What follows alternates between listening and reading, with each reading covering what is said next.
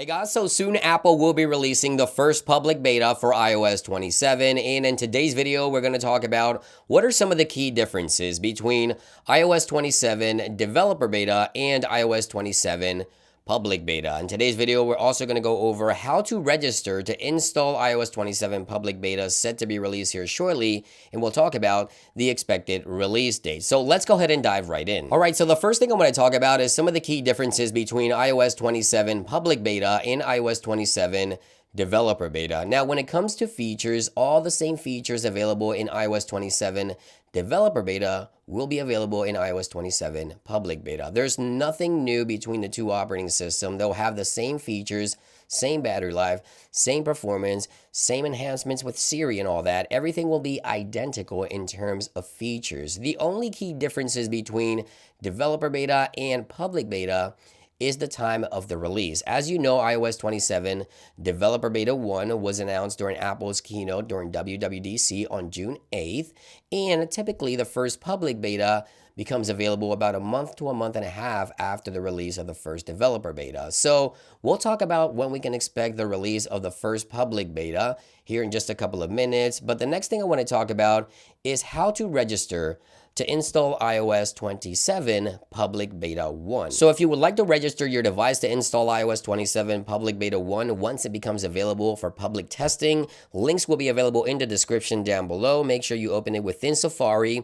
It'll bring you here. Now, obviously, as of the filming of this video, iOS 27 Public Beta is not available right now, but you can register today by simply clicking here and clicking on sign up. Now, you want to sign up with the same Apple ID used on your device. Once you click on the sign up button, it's going to ask you to log in. I've already logged in. That's why you see that mine already went ahead and logged in, but you want to make sure that you use the same email associated to your Apple account on your iPhone to sign in to register to test out the public beta. As I mentioned, developer beta and public beta use the same website basically to register. Okay, so right here we have the options to choose which software you would like to test. So we have macOS, tvOS, iPadOS, and of course iOS. In this case, we want to go ahead and test iOS. So we want to go ahead and click on iOS, scroll down, and right there where it says enroll your iOS device, click here. Once you log in, obviously it will bring you to this third page here explaining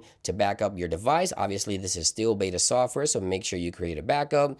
And then right here you have this option, open a beta update. So once you click here, it will redirect you into settings, and right now only developer beta is available, but once public beta is available, you'll be able to select public beta, swipe back, and then refresh, and your iPhone will populate with iOS 27 public beta 1, which brings me to the final topic. When will Apple release the first public beta for iOS 27? So as I mentioned, iOS 27 public beta will most likely become available about a month to a month and a half after the release of the first developer beta. So the first public beta will most likely become available sometime next week on the week of the 6th or the week of the 13th the following week. That will make it about a month to a month and a half after the release of the first developer beta introduced on June 8th. So if you're looking to install the first public beta, you may want to register now because I know there's going to be a lot of users looking forward to install the first public beta. So again, guys,